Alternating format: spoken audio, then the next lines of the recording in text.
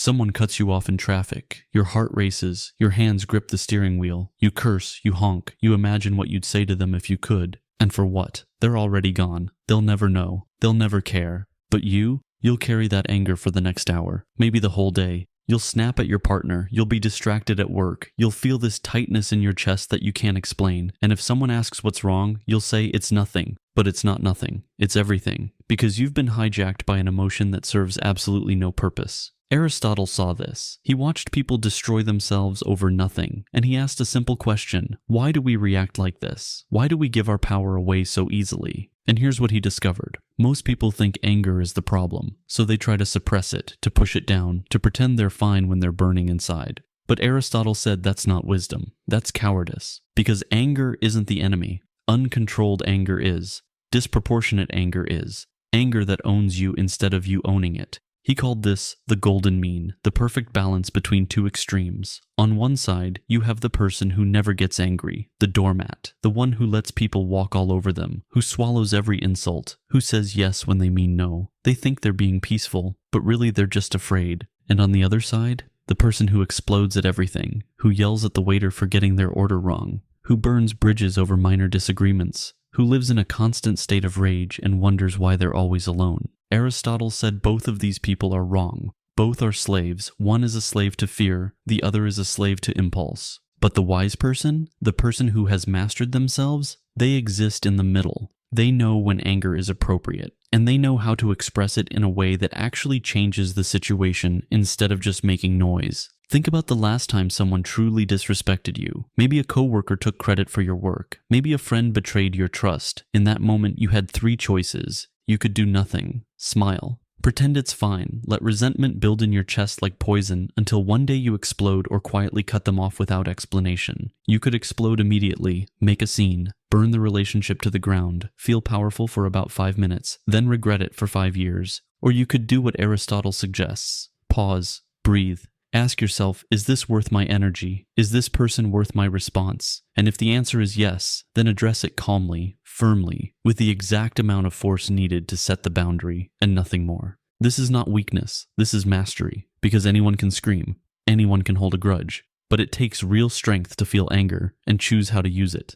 Now here's where it gets interesting. Aristotle makes a distinction most people never consider. He talks about rational anger versus irrational anger, and this is the key that will change everything for you. Irrational anger comes from ego, from expectation, from the belief that the world should operate according to your rules. Someone doesn't text you back? Irrational anger says they're disrespecting you, ignoring you, playing games. Rational analysis says they're probably busy, they forgot. It has nothing to do with you. Your partner forgets to do the dishes. Irrational anger sees it as a deliberate act of defiance. Rational anger sees it as human forgetfulness and addresses the pattern calmly. Do you see the difference? Irrational anger is always about you. It's personal. It's a story you're telling yourself about what someone's behavior means, and most of the time that story is wrong. But rational anger? That's different. That's anger with a purpose. When someone crosses a real boundary, when actual harm is done, when a pattern of disrespect becomes undeniable, that's when anger serves you. That's when it protects you. The question you need to ask every single time you feel anger rising is this: what actually happened here? Not what I think happened. Not what it feels like.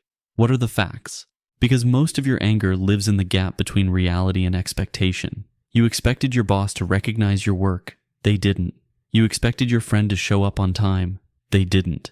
You expected the world to be fair. It isn't. And every time reality fails to meet your expectations, you suffer. Not because reality is wrong, but because your expectations are rigid. Aristotle understood this deeply. He said we become virtuous by practicing virtuous acts. You don't think your way out of anger. You train your way out. You build new habits, new responses, new patterns. And this is where most people fail. They understand the philosophy, they nod along, they agree that reacting is weak. But when that trigger comes, when someone pushes that button, they react exactly the same way they always have. Because knowing what to do and actually doing it are two completely different things. Aristotle knew this. That's why he emphasized habituation, repetition, training. So here's what you practice. Starting today, when you feel anger rising, you pause. Not for an hour, not for a day, just for 10 seconds. Count to 10. Breathe 3 times. Create space between the stimulus and your response. In that space, everything changes. Because now you have a choice. Now you're not a puppet reacting to strings. You're a conscious being deciding how to act. And the more you practice this pause, the more natural it becomes. Until one day, someone says something that would have destroyed your entire week, and you just look at them calmly and think, that's interesting. I wonder what pain they're in that makes them act this way. This is the next level. Understanding that most people's behavior has nothing to do with you.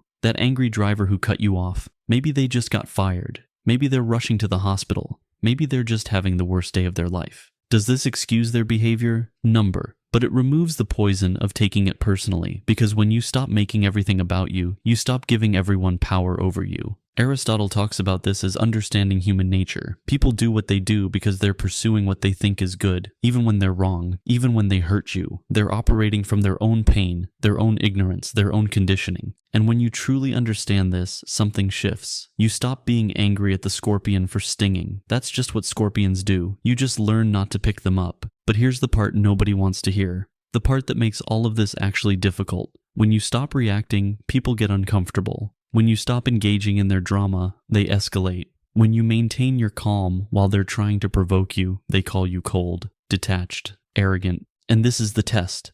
This is where most people break, because we're conditioned to care what others think. We're taught that being misunderstood is the worst thing that can happen. So we explain, we defend, we react.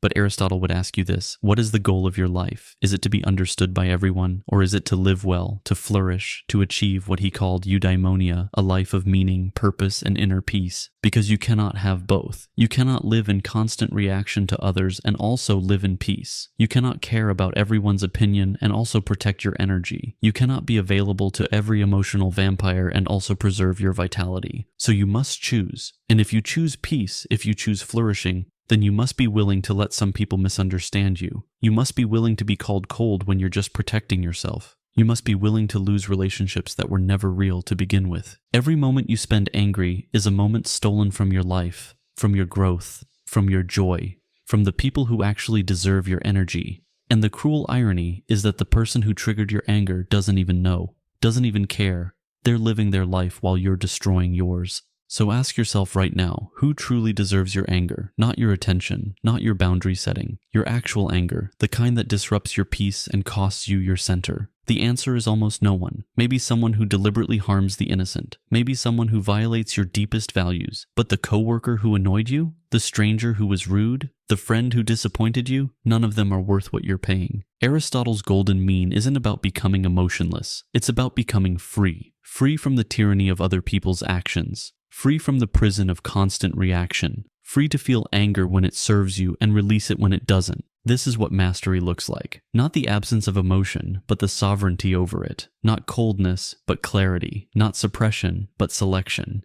And the beautiful thing about this practice is that it compounds. Every time you pause instead of react, you strengthen that muscle. Every time you choose your response, you reclaim a piece of your power. Every time you let go of what doesn't serve you, you create space for what does. Until one day, you realize something has shifted. That thing that would have ruined your week now barely registers. That person who could push all your buttons no longer has access. That anger that used to control you is now just information, just energy you can choose to use or let pass through. And people notice. They see something different in you, a calmness, a presence, a refusal to be dragged into chaos. And some will be drawn to it, and some will be threatened by it. But you won't care either way. Because you'll finally be living by your own rules, in your own center, with your own peace. And that, according to Aristotle, is the good life. Not a life without challenges, not a life where no one bothers you, but a life where you are no longer bothered, where you respond from wisdom instead of wound, where you choose power over reaction. So the next time you feel that anger rising, remember, you have a choice. You always have a choice. And the person who masters that choice masters their entire life.